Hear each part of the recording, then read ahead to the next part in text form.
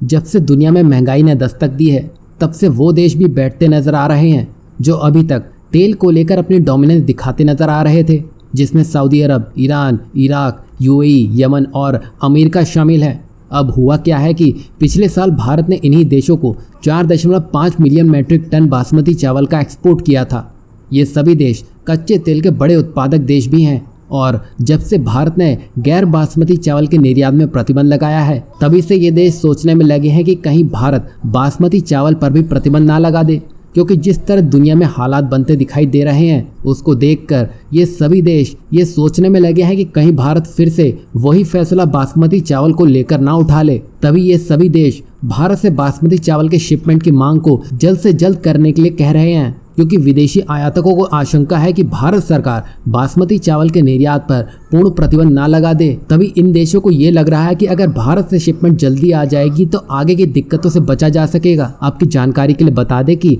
भारत सरकार ने अभी तक इस तरह का कोई निर्णय नहीं लिया है और ना ही कोई संकेत दिया है, लेकिन इन देशों का डर भी सही है कि भारत सरकार फैसले हमेशा अचानक ही लेती है, इसलिए वैश्विक चावल निर्यात बाजार में दहशत बढ़ने की संभावना है। वहीं भारत दुनिया में चावल का सबसे बड़ा प्रमुख निर्यातक देश भी है और भारत के प्रतिबंध उन देशों को हिला चुके हैं, लेकिन यहाँ भारत को भी इन देशों को समझा देना चाहिए कि जिस तरह ये देश कच्चे तेल का प्रोडक्शन बंद करके बैठ जाते हैं तब ये अपनी मनमानी ही करते हैं। भारत के पास मौका आया है जिसका भारत को लाभ उठाने की ज़रूरत है। जहां भारत एक तरफ तेल उत्पादक देशों को सबक सिखाने में लगा है तो वहीं दूसरी ओर भारत अपनी मैन्युफैक्चरिंग क्षमता को मजबूत करने के लिए कुछ बड़े और ठोस फैसले लेता दिखाई दे रहा है। आपने देखा ही होगा भारत सरकार ने लैपटॉप और टैबलेट के इम्पोर्ट पर बैन ठोक दिया है, जिसको 1 नवंबर 2023 से लागू कर दिया जाएगा। अब कंपनियों को सरकार से लाइसेंस लेना होगा, फिर वो सामानों का इम्पोर्ट कर सकती हैं और सरकार का इससे सीधा मकसद घरेलू मैन्युफैक्चरिंग को बढ़ाना है,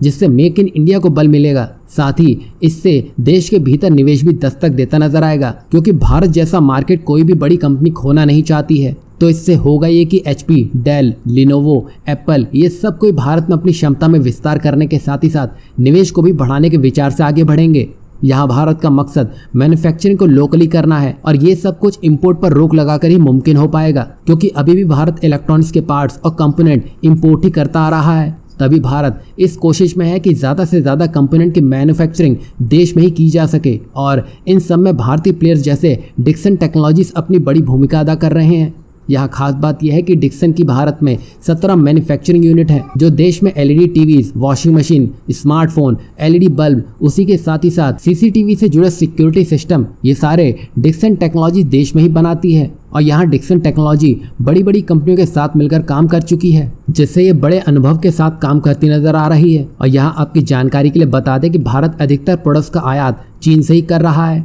और इस पर ब्रेक लगाने के लिए भारत ने एक बड़ा फैसला ले लिया है, जिसका परिणाम आपको आने वाले सालों में मिलता हुआ दिखाई देगा, जो भारत चीन के व्यापार घाटे को भी कम करने में बड़ी भूमिका निभाता हुआ दिखाई देगा।